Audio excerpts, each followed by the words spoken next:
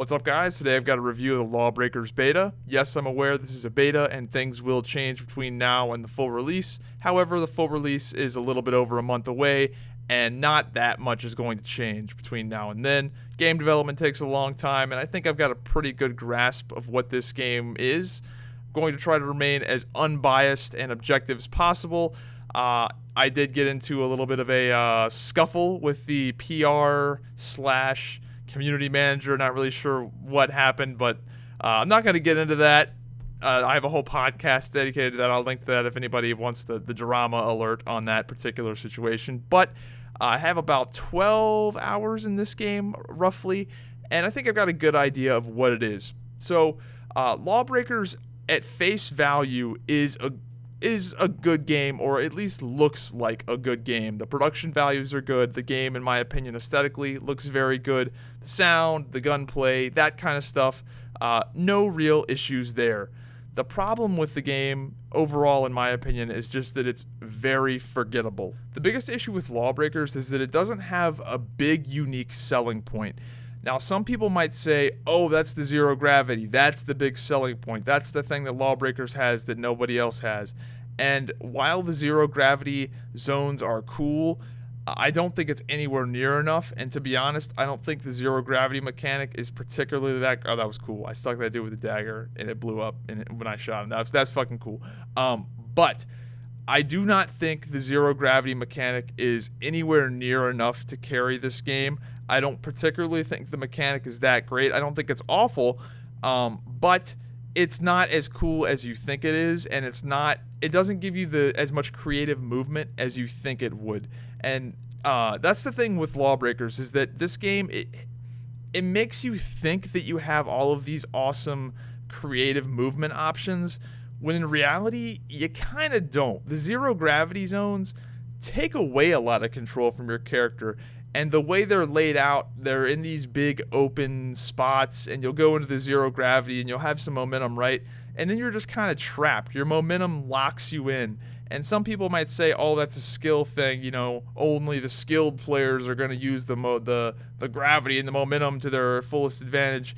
I mean, maybe, but in a lot of ways, I think it takes away a lot of, creativity from the player, whereas in other games like Quake and particularly Titanfall 1 and 2, those games have momentum, but you can also navigate the map with extreme precision while also having the crazy momentum. You cannot really do that in this game. You can't. The game is annoyingly imprecise, and maybe it's just because I'm fucking terrible, but I'd like to think that I'm good enough to be able to hint at that. I don't know. It just seems like a lot of times you're locked in, and that's a little bit annoying. So, and speaking of movement creativity, a lot of the characters just fucking suck when it comes to movement. They're boring as fuck. This guy is a perfect example. He is, I don't want to say a Tracer clone, but goddamn, he's got 3 blanks, 2 pistols, and he's very, his gun mechanics are different than Tracer, but he does have 3 blanks and 2 pistols, and Overwatch is a fucking massive game, so whatever. But this character, outside of, his blinks are like, that's lame, dude. His blinks are fucking lame. It's not that cool compared to Wraith, which was the first character I was playing, who has amazing movement creativity. Wraith can slide and double jump and wall jump and do all kinds of crazy stuff with his momentum and with his movement. He's the only character in the game that can really do that. Everybody else can't do that anywhere near as good. The assassin sort of can with the whip, but no one comes close to what Wraith can do with his movement creativity. So yeah, that's a big downside for me with this game, is that you really don't have that many options when it comes to movement creativity with the majority of the characters. Another big issue is that none of the characters have any personality whatsoever. They are all forgettable as fuck. They are so forgettable that I've played this game for like 12 hours and I literally can't tell you the name of one of the characters. I think the robot's name is Nash. One of the robots' name is Nash, and he's the only character with a little bit of personality because he's a robot that talks shit, and he has some funny voice lines if I'm remembering correctly. But all of the characters are very forgettable. They all kind of look like shit. They don't really have any defining characteristics. Like, it's nothing like Overwatch where you have like a giant monkey in a spacesuit. Like, there's nothing crazy. They're all humanoid characters that are gritty and edgy as fuck, yo. And they all have horrible voice lines for the most part that are so bad that they are detrimental to the game. The Asian battle medic that just screeches every time you put the healing probes on somebody, it got so bad that I almost contemplated turning the volume off for the game because she would like just scream every time you put the probes out. It was ridiculous. So the costumes suck. The cosmetics are pretty terrible when I look through the menus. Yeah, the heroes they just suck. They really suck from an aesthetic point of view and from a character story, whatever. If you're expecting any of that, don't. This game is not an Overwatch clone. I'll say that, and I mean, I don't know if that's a good thing or a bad thing, but it's definitely not an Overwatch clone. I'll say that. It's a hero shooter, but the heroes don't feel very heroic or very iconic. To go down the list of the heroes, there's not many. There's not many heroes, and the thing with the heroes is that I got burned out on them very, very quickly, and I don't think very many of them are going to have long shelf lives because they just have, a lot of them, very unfun, boring mechanics. So let's go down the list here, starting off with the Assassin. The Assassin has very cool movement. She's got the whip that allows her to grapple around the map. That's actually pretty sweet.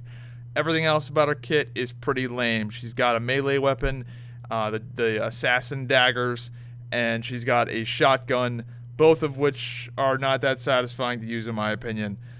So cool movement, everything else sucks. Battle Medic. She's got a pretty fun gun, pretty satisfying to use. You can bounce grenades around corners, hit people with this grenade launcher. It's very satisfying. Her healing probes are also very satisfying to use. Shielding your teammates before they take damage, healing your teammates. I don't know. I thought the Battle Medic was very fun, with the exception of the movement. Her movement is lame. She's got a jetpack that allows her to fly around vertically with no real momentum options outside of zero gravity, blind firing. And yeah, it's just lame, dude. It's really, really lame. So Battle Medic is okay-ish. Enforcer, boring as fuck. He is the Soldier 76 of this game.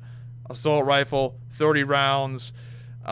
His movement options are lame as fuck. You hit shift, you sprint, you hit shift, you go a little faster in the air, and your gun shoots faster and you reload faster when you've got the shift held down. It's really boring and uninspiring and just lame. The Gunslinger is also pretty fucking boring. He's got the triple tracer blink, which in a game that has so much momentum and awesome stuff in it, sucks because there is no momentum options with the blinking. So his movement is unbelievably boring, even more so than everybody else. His gun mechanics are neat. He's got the Alpha and the Omega. The one pistol, you hold it down and charge it up. The other one's rapid fire. That's pretty neat. I like that. But the movement is so shit that it makes the character boring. Juggernaut. Very amusing at first. The Juggernaut is fun as hell for a little bit of time until you just get so bored of stomping around the map and again having unfun movement in a game that is supposed to be gravity-defying combat when you're a fucking robot that is clanking around on the ground. Yes, you do have a shotgun and a bayonet, and it is very satisfying to blow people apart, and the character is very, very powerful. But yeah, gets very boring very quickly, again, due to the movement. I sound like a broken record, don't I? It's because it's true. Titan, unbelievably fucking boring. If you thought the other characters were boring, this character is really fucking boring and really fucking slow. Unbelievably slow. The only time this character is fun is when you are rocket jumping in zero gravity, and even that's not really that fun because you have 5 rounds in your rocket launcher, And by the time you get somewhere, you got to reload, and his reload is slow, and it's really annoying. And yeah, he's fucking boring. The Vanguard, pretty solid. Vanguard is actually a pretty well-designed class for this game. If I had to say the most balanced, fun character in this game that is not just ridiculous, it would be the Vanguard. The Vanguard has a cool movement ability. It's very unique. You turn into a jet essentially, and you fly around the map. You don't have any side-to-side control, but you have a lot of up and down control. You have a lot of control, but it's not like strafing control. I like it. Her minigun is cool. It has a cool mechanic how it gets more accurate as you fire it, as you charge it up. The right-click pulsar ability is cool, and you've got the grenades that you can throw, and you can just like come in and do like airstrikes. Essentially, the Vanguard is probably the best designed character in this game. Her ultimate is satisfying to use. I didn't even touch on the ultimates for these other classes because they're really pretty boring and pretty lame. Yeah, I'm looking at the list right now. They're all pretty. The Battle Medic has one where you create a bubble. I guess that's okay. I mean, everything else is pretty lame. So Vanguard A+, or not A+, but acceptable. Wraith. Okay, so the Wraith, that was the very first class I was playing in this game, or in this video, and is the class that you will see everyone playing anytime you see gameplay of this game. Why? Because the Wraith is cool as fuck and overpowered as fuck and has amazing movement creativity. If every character had as much creativity in the movement as the Wraith did, then this game would be sick as fuck. But the problem is that the Wraith has way more creative options than anybody else. He has the machine pistol, he has the dagger, he has the throwing dagger, he has a slowdown thing. He's got so much stuff and so many cool creative ways to kill people. He's very satisfying to play. Unfortunately, there's going to be 4 other people on your team also playing Wraith because he's the only character that has the type of movement that he does. And yeah, it's pretty annoying. So, LawBreakers, a hero shooter where most of the heroes are fucking lame and boring, and all of them have no personality whatsoever. Most of them have annoyingly terrible voice lines. I can't even remember any of their names. Let's talk about some of the good things. So, the production values for this game are obviously good. The game looks good. The gunplay is good. The $30 price tag is good.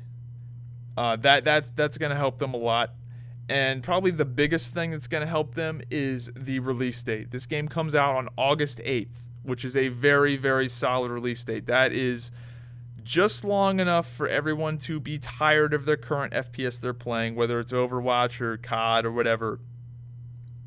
Late summer is kind of where everybody's like, oh my god, when is November going to get here with all the sick games? So this August 8th release date is very smart, and they'll probably get a decent amount of sales just based off of this release date. Heck, I might even buy the game depending on how bored I am. Probably not with Crowfall.